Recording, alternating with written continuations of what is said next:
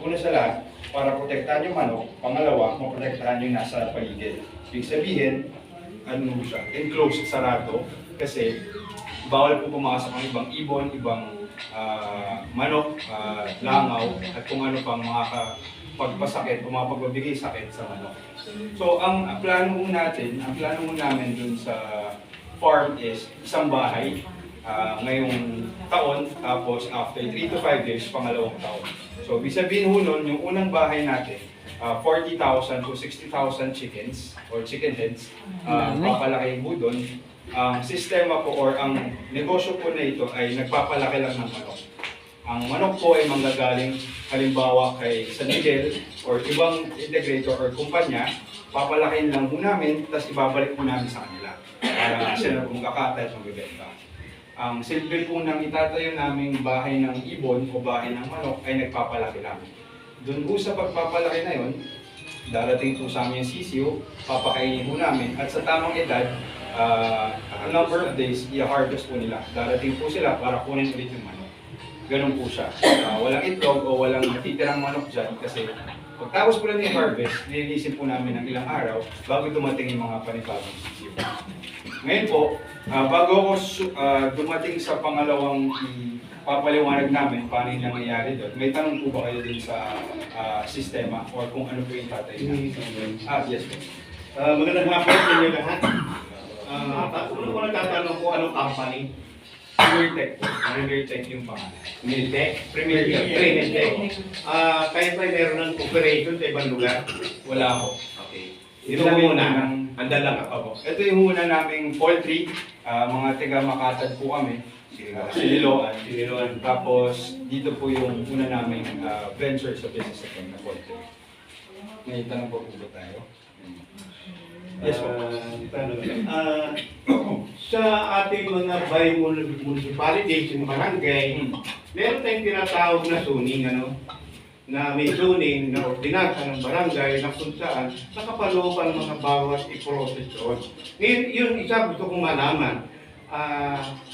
Hanggang saan limitado ang barangay ordinance doon sa zoning tinatawag natin sa pag-aalaga ng livestock. Dahil binanggit mo kanina, ito hindi ko sa ating kalusugan at pero kay Juan. Yun lang yung una natin gusto kong malaman. At ito ba'y nakakapos ng zoning, ito ba'y out sa zoning. Ngayon ho, ang Hindi. Dapat nasasabihin ko isang unang barangay. Dahil ang tinatanong ko yung zoning eh. Oo, zoning. Oo. Ang lupa po. Sinasabi niya sa Sony. Ako lang nagsasagot na.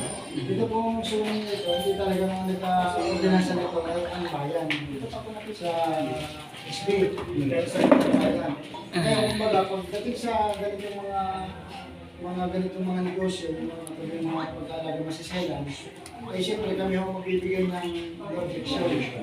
Ngayon, nagbigay kami ng objection para nila magamit sa papuntang bayan, puntang DNR, puntang sanidad, at saka sa DA. Kumbaga, kaya hindi na-aprobahan yung lugar na ito lang po sa bahay ng pangalipis o hindi na tinatawag. At ito, wala naman po na akong barangay captain, hindi lang gumagawa ng sa kahirapan ng ating barangay. Gusto kong mapalagyan natin ng yung mga katulad ng mga ganyan mga pagkikita ng ating barangay para naman ang ating kaunlaran ay maayos. Ngayon, kaya kami nagpaano ng public hearing, kung sa sinasabi niyo sa ito talaga ay meron. At ito talaga approve dito sa, nagtanong ako sa, sinabi sa akin nung sa pulis sa sanidad, Bidrin, ano sumasabi sa mga ganito na Tanong ko ba, kung meron itong ordinansa o zoning, dapat meron tayong nakikitang saan hanggang saan ang lugar ng zoning na tatayuan ng mga livestock. Para hindi lang yung mga binanggit mo, at kailangan pa rin tayo, ang lupa ay productive, meron pa rin tayong land use for Department of Agrarian Reform. Yun, dapat na tayo merong barangay spot, nakadrawing, makita natin hanggang saan yung tuning, ito yung pwedeng hindi pag-alagaan ng livestock, tutulad ng manok, ng babuyan, at ito para sa residential, at ito para sa commercial. Yun isang importante, mga tinatanong ko. Yun nga importante na malaman yung bagay na yun. Actually, nung sabihin ako ni Kapitan, may schedule ako sa Makati, Makati pala kayo, na meeting sa grupo ni Caroca. Sa mga farmers, farmers team. Yun lang, yun ang importante na makita natin. Yung kung meron mga ordinansa ang munisipyo, dapat meron tayong nakikita na ito yung distansya, ito yung buwan, ito dapat pagtayuan ng livestock, ng manukan, ng babuyan. Importante yun. Bago tayo magkaroon ng buwan. Bago ko patuloy, ikaw yung mga sa SB naman. Yes. Na-check na po na. Dapat dala na rin yun dito. Sinasabi nila na yung Sir Nagaling sa SB. Sa parang lumalabas yung Project lang. Hindi, at saka sa kaalaman ng lahat, mga pagsalita, yung po zoning na tinatanong ni Mr. Catarino, hindi po barangay ang nagbibigay. Wala pong karapatang magbigay ng zoning ang barangay. Yan pong zoning nating tinatawag ay sa munisipyo ng gagaling. Ang ibinibigay po lamang ng barangay ay yung no objection na tinatawag. Yun lamang po. Hindi makapagsalita na ako. Ayon lang sa sagot ni Kagawad, tama rin sinabi niya na kayo ay walang kasunin. Pero may karapatan kayo humingi o magpasok ng kahilingan. Makingi kayo ng kopya. Saan tayo hanggang saan ang ating distansya. Kaya tayo natin ito para natin ito sa parang una, katulad po bago pa rin naman ako sa ganitong mga proyekto. Kaya mas maganda, hindi naman na matatapos ito. Yung hinihingi yun, aming i-prepare siya na para tama din naman yung katanungan niya dahil kailangan talaga may distansya ang ating bawat isang nilalagay na Talagang bago. makaka-epekto sa kalusugan, sa lahat ng ating mga kumulong. Kaya lahat ko, bago natin ito approval, kumbaga atin mo nang iaayos. Ito, pagpatuloy nyo yung seguridad na dapat mangyari sa mga katanungan ng nabaho, mga septic tank, ano mga gagawin ka para hindi maka-epekto sa ating mga At ang importante talaga, kalusugan. Oo nga, kailangan namin tuloy ang aming barangay para mag-iayos namin ang aming dapat ipagawa. Ngayon, kung makaka-epekto nyo ng tao, kaya mas maganda, at yun naman yung kombinasyon na nanggaling sa SB, yung tunnel bed. Ay kung susundin naman natin, at talagang hindi Mga pagsalita ulit niya, tungkol doon sa sinasabi ni Mr. Catarino, maganda ho yun eh. Kung kaya lamang, ang kahirapan dito sa ating barangay, wala ho tayong masasabing barangay safety. Kaya nahihirapang kahit kami, hindi namin alam, tama sinasabi ni Mr. Catarino, hindi namin alam kung hanggang saan yung pwedeng bigyan na zoning sa ganong negosyo, kung saan yung dapat na gawing tirahan ng mamamayan. Tama yung sinasabi niya, dapat malayo distansya. yung distansya. Pero sa ngayon, paano natin masasabi? Siguro kahit bayan, hindi masasabi nila na, sige, yan ang area na zoning. Kasi wala tayong masasabing barangay site. Tayo iputa-puta. Hindi katulad tayo ng ibang barangay, narito ang kabahayan, narito yung mamamayan, pwede natin ilayo talaga yung negosyo ganyan.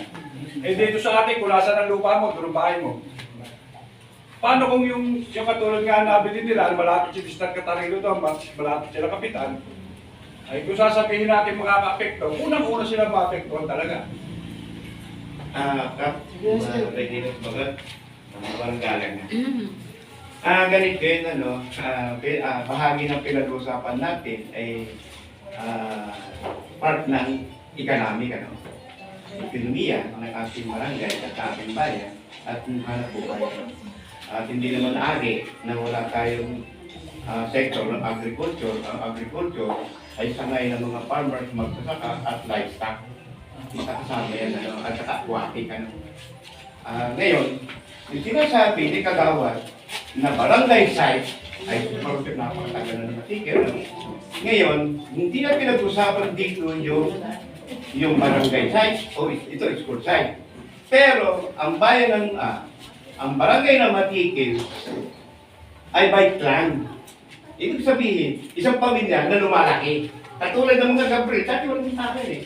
Then dumami na yung mga anak. Dumami ng bayan. Katulad dito sa Vitamin Dagat, kaya Kagawad Bandol, one side, dumami na rin. At tulad sa inyo, sa mga Torres, dumami na rin. At yun sa, ako sa ng ating ere, by spot, o sa lugar na anong mga bahay, yun, isa na yun, na magiging basihan, kung ito ba ay 10 bahay o kinakailangan isang bahay na ito ilayo, yung ba 10 pamilya, hindi pa bibigyan natin alam para sa kalusugan, kailangan natin ay economic. Mga boss, kailangan natin hanap buhay nyo. Kailangan ng mga pig, mga nag-aral ng ating mga agriculture na livestock. Kailangan yun eh. Pagkain yun eh. Kaya marami tayo dapat pag-aralan. Yun lang sa akin. Thank you po. Tungkol po dun sa amoy at sa baho at sa langaw na pinag-uusapan sa ibang farms at sa pag nakadawit sa chicken farm or pig farm, kahit anong poultry.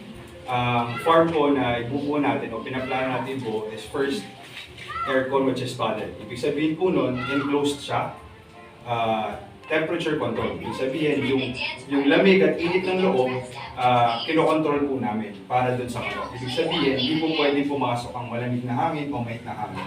Ibig sabihin, yung hangin po nasa loob lang, ilalabas lang po, may mga swisip-sip lang po ng malamig na hangin para palamigin yung manok. Or may heater po kami para painitin ang sisiw.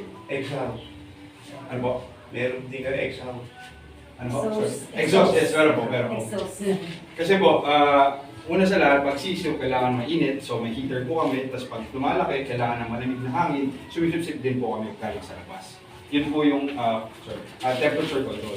Pangalawa po, hindi po kami pwede magpapasok ng mga ligaw na ibon, langaw. Dahil sila po nagdadala ng sakit. Ngayon po, todo protekta po kami sa manok kasi isang manok lang po magkasakit. Dahil dikit-dikit po sila sa loob, lahat po silang mamamatay. 40,000 heads maubos po sa amin. Kaya po, ang pagpoprotekta namin ng manok, enclosed, secured, wala pong lalabas, wala mga pasok na langaw, mga anak at lalabas. Wala rin pong amoy kasi po, ang manure control namin, manure is yung ipot. Yung ipot po namin, hindi katulad ng ibang farm, binibenta nila or pinapatay yung ginagawang fertilizer. Yung iba, ewan ko saan nila dinadala pero nilalabas nila. Sa amin po, meron po kami malalaking tangke, mas malaki po sa tangke ng tubig, mas mataas pa doon sa bahay ng manok. Doon po diretso. Ganito po ang mangyayari. Yung kung manok po nandito, may mga butas po yan. Yung malalaglag po dyan, yung ipot, every hour, sa loob na isang oras, umiikot po, ng continuous ikot po yung nasa baba. Yung nasa baba po ng manok, parang sinturon na malapad. Kung gaano po kalaki ang lagayan ng manok namin, ganun din po kalapad yung kumukuha ng ipot. So, iikot po ng ikot yan, sa dulo po ng ikutan niya, doon nalalaglag yung ipot. Pag nalaglag po doon, aakyat po siya doon sa tangke namin ng imbakan ng ipot.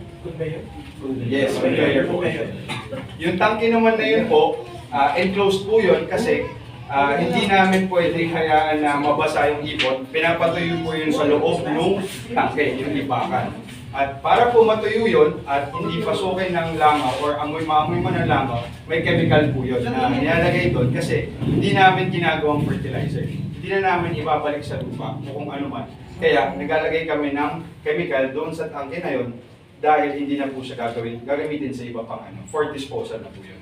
At hindi po siya i-dispose dito kasi nandun lang po siya sa tangke. Ngayon, pag dried na po ang ipot, wala nang amoy, wala nang moisture, hindi na po siya pupunta ng langaw, doon na po siya aalisin. At yung pag-aalis po nito, ay gagawin na po yan pag naglilinis na po kami. So, nangyayari lang po yan every more than a month, malagpas sa isang buwan. Pag wala na rin po kaming manok sa loob. Sabihin, linis na po lahat yan bago namin sunod tanggalin yung ipot. So, doon po kami nakakasigurado na maayos yung management ng ipot dahil sa modernong technology na ipapasok namin sa farm.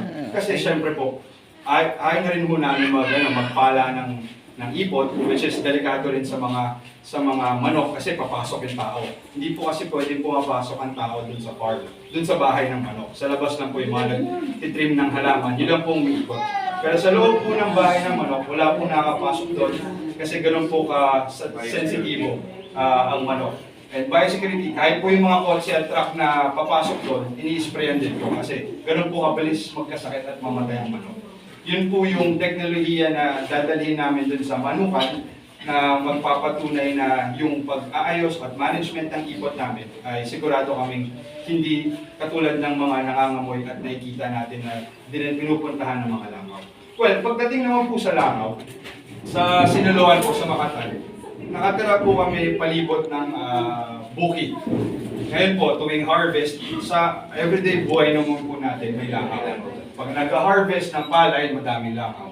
Ngayon po, ang iniiwasan natin, dahil may langaw na po talaga sa Pilipinas, ang iniiwasan po natin ay dumami ang langaw dahil sa mga ganito. Ngayon, sa ganong teknolohiya na ipapasok namin, na i-import namin sa Pilipinas, doon po kami sigurado na hindi natin magiging problema ang langaw sa ibon ng mata. Pagdating naman po sa amoy, ganun din po. Kung dahil sa silyadong disenyo ng bahay at nung tangke kung saan ilalagay ang mga ipot, wala pong mga kalabas. First of all, kaya po wala mga kalabas kasi hindi rin po kami pwede magpapasok ng kahit ano. So sigurado po kami wala pong mga kalabas. Yun po yung disenyo ng farm. Anong pala? Yes po. Yes po. Yung kasi kay Georgetown, so problema nila yung ipot. Opo. Wala sila makapag-dispose. Opo. So nangyayari sa kanila, minsan ibinibigay sa ibang mga farmers. So fresh siya. Open. Minsan dito siya tinatapon na ng Basa pa, sa ano, opo. basa. Mm. So lumapit sila sa DOH, sa Regional Director ng Rizal. Gusto niya meron ng ano to? Biogas. Biogas. So improve na, milyon ang magagastos. So anong proseso naman dito ang gagawin? Ako na po sasagot. Ganda nga po. Pagdating po sa ipot, yung tinatawag nating waste management, kadalasan po, ang ginagawa ng mga poultry dyan, yung iba, dinabaho. Kasi hindi mo natin gagawin yan kasi hindi naman sa hindi siya maganda. Sa totoo lang ho, yung ipot kasi fertilizer eh. Sa ano niya sa Siniloan, nagpapatupad na si Mayor ng malaki na requirement niya sa fertilizer. Okay? Yung pangalawang pwedeng gawin dyan is yung tinatawag na fermentation tank, fermentation tower. Sa totoo lang po, ang ipot, mabaho lang yan kapag basa. At saka pag basa lang, doon lang siya doon na siya iniitlogan ng langaw. Pero oras na yan ho'y natuyo, wala na, pag natuyo na yan, walang amoy, at hindi rin pupunta ng langaw. Yun yung pangalawa. Pangatlo, yung tinatawag niya, sinasabi yung biogas. Maganda po rin ang biogas. Ang problema, sobrang laki po ng kapital ng pagtayo ng biogas. At saka medyo komplikado dahil hindi pa na, kumbaga sa panahon ngayon, hindi pa na perfect ng technology natin ngayon yung biogas. So sa amin po, ang plano talaga namin gamitin, yung tinatawag na fermentation tank. Na iipunin lahat, bawat araw na may ipon na ipot, ilalagay ho yun sa isang malaking tangke. Doon sa tangke po na yun, meron pong panghalo yun sa loob, hahaluin po yun para matuyo. Matutuyo yun, wala pang kalating araw, tuyo ho yun. Tapos nilalagyan din ho yun ng chemical na hindi naman hazardous, hindi naman hazmat. Chemical lang para hindi siya maamoy ng mga langaw at di siya puntahan. Oras na natuyo na po yun sa fermentation tank, pwede na po yung gawing fertilizer, pwede na po yung isako yung fertilizer. Kaya kung tutusin po, ang pagtatayo ng poultry, nakabase po talaga sila sa management ng ipot. Kasi siyempre, pag hindi na manage ang ipot, dyan dadating yung may amoy, may langaw, na mauuwi sa ipoprotesta or ipepetition ng mga tao para isara. Yung po nagiging problema talaga. Kaya yung pinaplano namin, kung kami talaga nag-focus muna sa management ng ipot, sinigurado na po na namin na, sisigurado namin na mamamanage ang ipot para at least wala maging problema tulad ng mga petition, maging mag-amoy, maglangaw, yun po yun. Sagot kaya yan ang zoning area kung hindi malap sa kaya yan. Well, yun nga po yung kanina binanggit ni Sir. Sige po. Naniniwala naman daw sa pareho. Tayo na. Yung technology natin sa pag-alaman, malaki kaiba. Kumpara doon sa review sa technology. Ngayon, siguro, ito naman, first time ng kapitan na pagkatawad ng public hearing, ugnay ng aking mga hinihingi sa inyo para lang makita natin kung hanggang saan tayo magkakaroon ng limitasyon at kung ano natin, ukulturin yung mga proseso. May pagkakaiba ang technology natin ngayon sa pag-alaga naman. Di katulad ng iba natin nag-i-industriya sa livestock, meron tayong tinatawag na pollution device. May pagkakait ba? Ngayon, talaga namang nagiging problema na kasi mata pa kayo. Ano din na nga eh, lagi walang bahayan yan eh. Dumadaming tao eh. Nag-tissue, ang Bournemouth, sa Teresa, pinurotesta lahat yan. Marami sa Batangas, sa iba, na pinurotesta rin. Ngayon, naniniwala naman ako sa mga bagong technology sa management ng manure, hindi pagkakaya ba yan na lang. Pero, andun pa rin yung risky, no? Pero, ngayon, kahit kayo magpaliwanag dito sa technology, kung hindi niyo pakikita sa amin yung proseso at yung paano maitsan yung panganib ng kalusugan, dapat makita yon. At ngayon, kaya natanong ko kanina, ang company, kayo ba'y nag-operation na, binabanggit ko kanina sa Makati, na meron kayo doon, saan pa kayo doon sa Makati, sa San Francisco, o sa Dos. Dos. Okay. Ang tanong, ibig sabihin, meron kayo operation doon. Hindi o, ang negosyo namin doon ay iba. Aba? Iba o. Hindi o ma-poultry. Katulad po sinabi niya, ito po ang una naming pagpasok sa poultry business. Yung negosyo po namin sa Makati, hindi po yung poultry. Okay. Ito papasukin nyo, company, video pan to. Medyo maraming salimot yan, ano? Okay naman, dapat naman talaga, nagkaroon tayo ng kaularan. Pero marami tayong dapat, isalang-alang, ano? Yun lang, siguro to wala namang mali sinasabi mo eh. At tanggap ko naman yun, kahit hindi ako, nagkakaroon ng livestock, ng nagpit, ano? Baki lang, ano na lang. Pati din sa iba't ibang bayan na dinadalawan ko, kaugnay na rin trabaho sa Laguna Capital. Siguro, yung disenyo, management, makita at una, natin dapat makita dito yung ating zoning hanggang saan tayo tatayo. At kung ito may nasa loob ng zoning, ano yung mga kailangan para pumasok doon. Okay, yan lang. Kasi wala tayong mabubuo ngayon eh. Kasi kayo yung may problema sa ngayon. Yung kinakailangan sa ayos ninyo yung mga requirements lahat. Once na maayos yung requirements, ipakita niyo yung disenyo, yung management, ng manure, yun siguro doon tayo magkakaroon ng mga suggestion, ng mga kuwantin, yun. May tanong po. Opo. Is it under by MOA? Is it under by MOA? Yes po. Ang hinihingi po ni Karen. Karen ay yung pong makita yung project proposal. Yung Opo. talagang... Kaya po naman kami matin ngayon, kasi pagkatapos po nito, lahat ng concern nyo, syempre, kung ano po yung mga concern nyo na dapat namin kunin sa munisipyo, ipoprovide namin, pati rin po yung mga hinihingi requirements galing naman po sa site namin, maghahandaan na po namin yun para sa susunod na hearing, may ilatag po namin lahat. Pwede ka na rin po tawag na. Ganun po Mga yun. kumpleto lang siya. Kumbaga, para din po lang naman sa amin na pagdapit namin sa munisipyo, kailangan namin ng ganito. Nag-hearing kami, ito hinihingi ng mga tao doon. Kailangan nyo i-provide sa amin. Tapos, on our part naman, ipoprovide naman namin yung mga hinihingi nyo on our part. Yung mga project study, kung yung sistema lahat. Para po sa susunod nating hearing, may ilatag po namin. Yan naman po. Kaya lahat po ng concern nyo ngayon, naka-take note po yan. Kayo po rin mo ako sila lalabas sa kanilang mga maloka na yan. Sabi natin, vlog.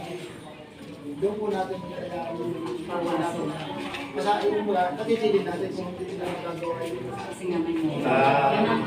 Yun ang kalbihan naman. Hindi, ang maganda, yung mga makita na rin nila para ngayon pa lang, malaman na nila yung conditions ng barangay. Kung tanggap ba para sa kanila. Kaya nga sabi ko siya, May kopya naman tayo kapag kapag hindi man man din ito matatapos na Opo, yun po yun. yung hinihiling nila, i-provide natin para sa paliwanag. Kumain, may protector tayo. Sa susunod na para para makita nila na Lalagay na po namin lahat doon. Lahat ng gusto nyo pong malaman at makita. Ipo po. Ilalabas natin sa Wala program. nang worry. para unang-una yung mga dokumento yung sinasabi ni Sir Opo. tama lang naman ang kanyang sinasabi. Ngayon, isipin kaganda ng ating nabalak Hindi naman tayo. negosyo dito. Ano man wala tayong magiging problema basta